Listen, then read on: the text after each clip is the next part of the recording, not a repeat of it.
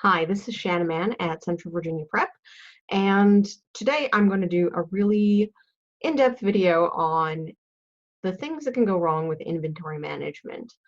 The reason for this video, it's not something I ever thought I would discuss, not because it's, secretive or anything, but because it's really freaking boring, and I figure people pay me to worry about that stuff, and they don't have to learn about it. So, what happened was some clients of mine have been forwarding me emails from another prep center to ask what I think about the policies. Uh, this prep center is kind of a new one, and it is doing things a little bit differently than normal. So specifically, they released a press release saying that they would no longer do check-ins of inventory received at the warehouse, at their warehouse that is, until the inventory was ready to be shipped out to Amazon again. And I realized that the average person has no real way of knowing how bad of an idea that is unless they themselves have done a kind of extensive shipping of their own inventory before using a prep center, which maybe accounts for like 40% of our clients. A lot of people are overseas and they've never had to do it, or they chose to outsource that information or that process rather early on in their business, so they're not really aware of all of the different ways that things can go wrong. So I wanted to kind of sit down and go through all of the various ways that inventory can go wrong if it's not checked in early. This does not seem to me to be this is not a process that you can just disregard. I hesitate to speak that as strongly as I feel about it because I'm very much a systems and processes person.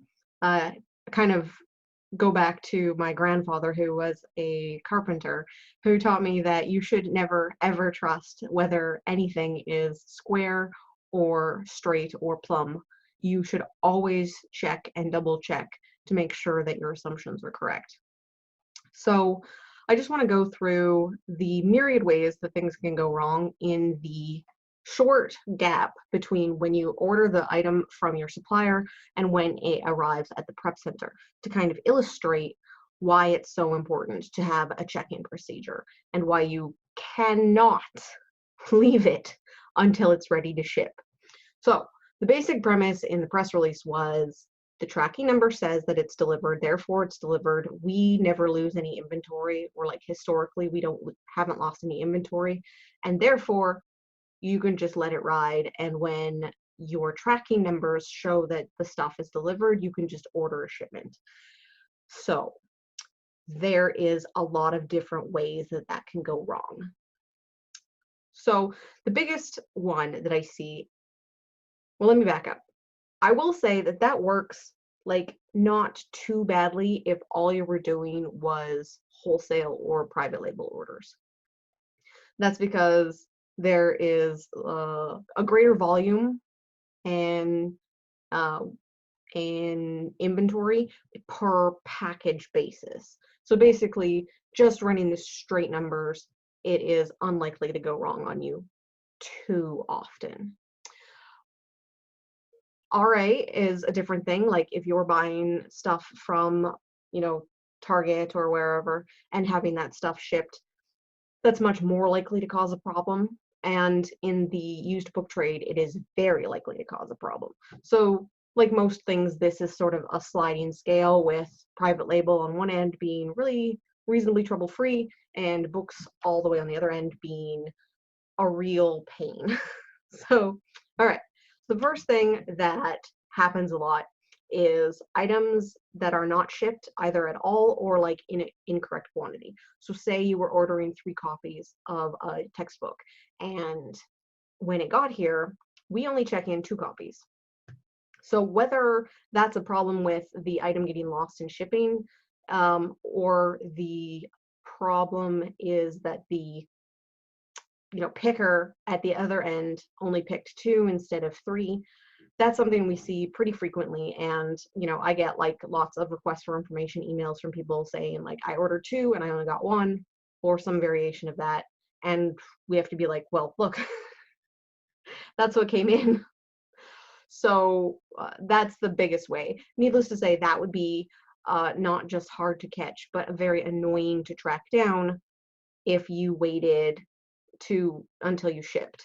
Especially if, as some people do, you ordered like multiple copies from multiple different sellers over multiple days. It just becomes really difficult to track down who did the screw up, like as in which supplier did the screw up, and to get them to either refund you or send you another copy.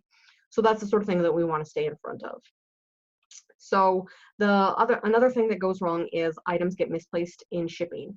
So that would be, what I mean by that is like when a tracking number is live and then all of a sudden it goes dark. It never gets scanned again. Hard to say what happened there. What I think happens is that the books are, or sort of the package is damaged in such a way that the label becomes defaced and can't be scanned anymore. So, that doesn't happen too often, but it does happen. And those aren't really problematic very often because when the label goes dark, when it doesn't get scanned again, of course it never arrives here. But the seller is also convinced that it never arrived here, and so it's pretty easy to get your refund if you need to. The other thing that happens is that they get damaged in shipping, and the package is damaged, but the label is still there. So a few different ways this can happen. The first is that the package is somewhat damaged, but is still sort of intact. And so it just kind of continues through the pipeline. The problem is we'll get that package and like an envelope flap will be raised or a box flap will be raised, and we don't necessarily have a way of verifying whether or not all of the items that are supposed to be in this package are actually still in this package. Again, this is fine for something like private label or wholesale, where the suppliers conveniently insert invoices all of the time, and much more problematic with textbooks because they don't always include invoices, or even, I would say, technically rarely include invoices in packages, especially if you source from smaller suppliers. So those are sort of the mystery boxes that show up, and we're like, well, I hope everything is in there. Again, we check in whatever arrives, but that's not necessarily everything that was supposed to arrive under that tracking number. And that is, again, something very difficult to track down the longer that elapses between, when the package arrived and when you're trying to ship it back out. Other things that happen when they get damaged is sometimes the items are lost, like they fall out and they just, they wind up on the floor of a truck or something. And when that happens, USPS or UPS or whoever kind of like scoops up that inventory and sends it to a dead mail depot. And oftentimes they forward the shipping label to us. They'll just tear the label off of the box or whatever, and they'll send it to us in an envelope with a nice little letter that says, sorry, we damaged your stuff. If you send us the invoice of what was supposed to be in here, we'll try and make it right. So again, that's another thing that you just really want to make sure you get figured out as soon as possible. You don't want 2 weeks to elapse before you start trying to track down these problems. They're not any of them like very big problems, but they're the sort of things that get increasingly hard to figure out what happened and to get them resolved. So let's see, the next thing that happens is the wrong item is sent, and it arrives in your name under a tracking number, but it's not in your spreadsheet, and we don't know what happened. So in an ideal world, we wouldn't have to worry that you didn't miss one of your orders and everything is on your spreadsheet. Everything you're expecting is on your spreadsheet. But we still get people who think that they can buy items and update their spreadsheet once a week, and that causes a lot of problems. The other thing that happens is somebody just, you were supposed to get this book and instead you got that book, and because that book isn't on your spreadsheet, we type it in and we highlight it in green to be like, oh, so we got this, it's for you, we verified it, but we don't have an ASIN assigned to this, so we actually can't ship it until that's corrected. And it usually takes a little bit of investigative work on your end to figure out what that was supposed to be instead. If we can, we'll put down like the return sender on the label, but a lot of, especially suppliers and distributors, ship under different names, like all kinds of different names that aren't necessarily what you associate with them. So again, unless we have an invoice, it's really difficult to try and figure out what it was. But if that happens to you, of course, you can talk to the office, and there's like a whole procedure that we have set up for how you track that down. It's not actually too difficult, but I don't want to get into it into a video because it's complex. And let's see, so those are all of the things that can kind of get wrong, that can kind of go wrong, like just in the transportation process. And like for sure, transportation when goods are moving around is like bar none the most common way that inventory management sort of fails. The prep center that I'm getting these emails about basically says, well, we don't need to check in because we've never lost any inventory. And I mean, I believe him.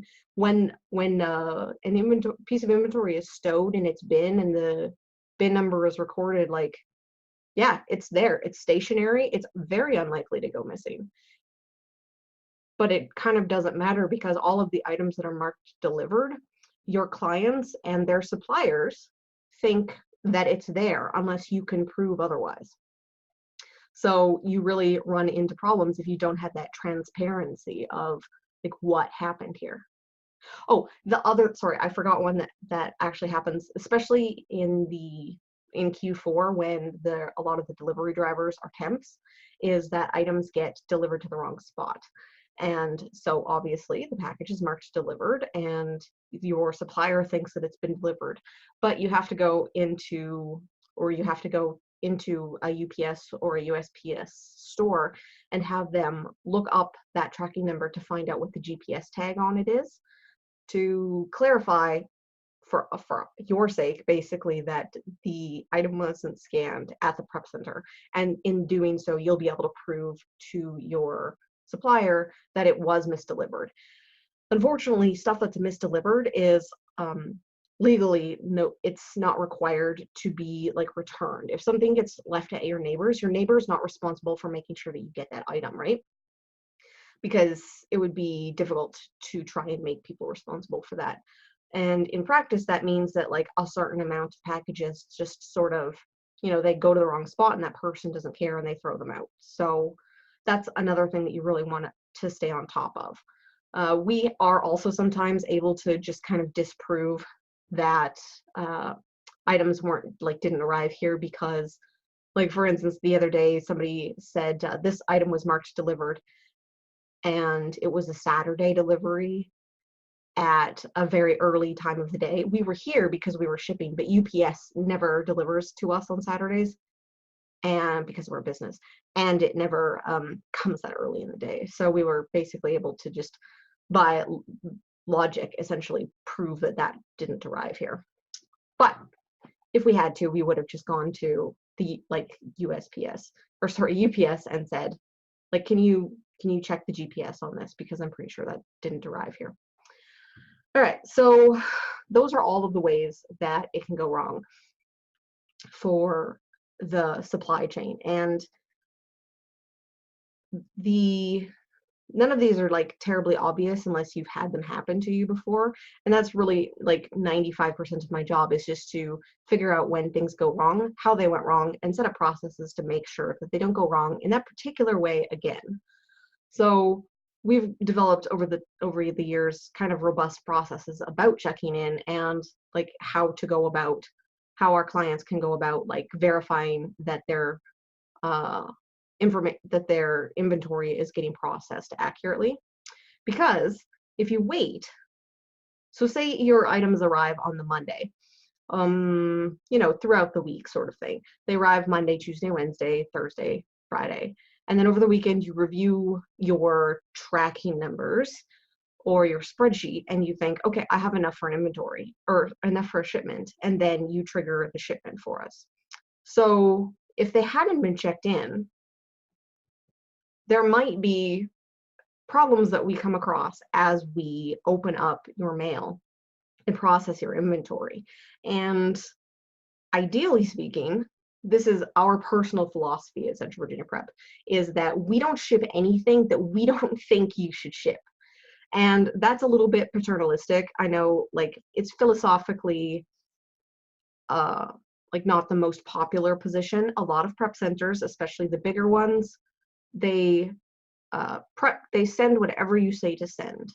And I want to point out that when they send whatever you say to send, they've already checked in your inventory. So it's sort of like on you to verify everything. But we also have a lot of new and inexperienced sellers.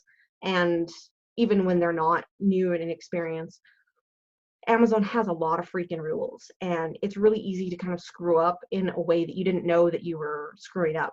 So since we have kind of been around the block a time or two, we aren't going to let you screw up in any of the obvious ways. And again, that kind of causes a lot more email, a little bit more overhead, and some things don't get shipped as quickly as clients might always want, because they kind of just assume that we'll send stuff, or they don't realize that there are problems on their spreadsheet that need to be cleared before we'll ship them. But like, for instance, here's a problem that we see with a lot of new sellers, is they'll start doing like online arbitrage. They'll order something from Target and that item will come in a kind of a scrunched up box. The box will be really, crunched in one corner or scuffed, and we'll mark that as damaged. And even if you put in a shipment order, we won't ship that item, because unless you have verified that you want to sell it as used, because not everything can be sold as used or refurbished on Amazon. And we basically want you to know that you bought this item as new, but it actually arrived in a used condition. And sometimes we've had people argue, like, I bought it new, it's still new. And that would be incorrect from Amazon's perspective. Even if you bought it new, if it arrives looking used and you send it in and you get a complaint from a customer, you can get dinged with something called used sold as new, and that's a bannable offense. So out of our patriarchal need to protect you from the big bad Amazon, we're not going to ship anything that we don't think that you ought to ship. Therefore, we do the check-in procedures on the same day as they arrive, in order for you to be able to review your spreadsheet for any errors. And then you can trigger a shipment, and that shipment will go through without any problems. That all goes out the window if you don't have good check-in procedures. And that's why I think this prep center's policy is absolutely ludicrous. And I know that the average seller might not recognize how damaging that is and how many ways that things can go wrong. So I did want to mention it. So I don't think that you need to go and ask every prep center that you research whether or not they have good check-in procedures. Obviously you can if you're interested, but they'll probably be like, well, it's kind of complicated to answer you in an email. It's really just complicated to explain. This is not the most coherent video because of all of the various ways that things can just go sideways, and all of the various kind of problems that you'll uncover if you do this for long enough. So it's not easy to be exhaustive, and it's not particularly interesting. And most importantly, like, none of these are very big problems if caught early. Like, we handle probably dozens of requests each day of people saying, like, here's what I saw on my spreadsheet. Can I get a little bit of extra information? Or here's a problem that I saw on my spreadsheet. Here's what we're going to do about it. And, it's not a big deal, but it becomes a huge deal if you're not made aware of it, or if you don't check your spreadsheet, or if you don't clear the problems before you try and do a shipment, because trust me, when stuff leaves the warehouse, problems become 10 times harder to solve, and you lose like 3 weeks of selling time if you have to recall items. So it's a very big deal to make sure that things are checked in early and precisely, and problems are tackled very soon. So um, I just wanted to take the time to explain that. I hope that you really uh, buckled in and enjoyed that extremely boring explanation. But if it helps you be a better seller, then that's what I'm all about. And if you got pointed here from somewhere else, some discussion about prep centers, I want you to know that as of this recording, we are still accepting new clients for 2020. So if you want to visit us at centralvirginiaprep.com, Virginia all spelled out, and use our contact form to get in touch, I certainly look forward to your email. Thanks so much.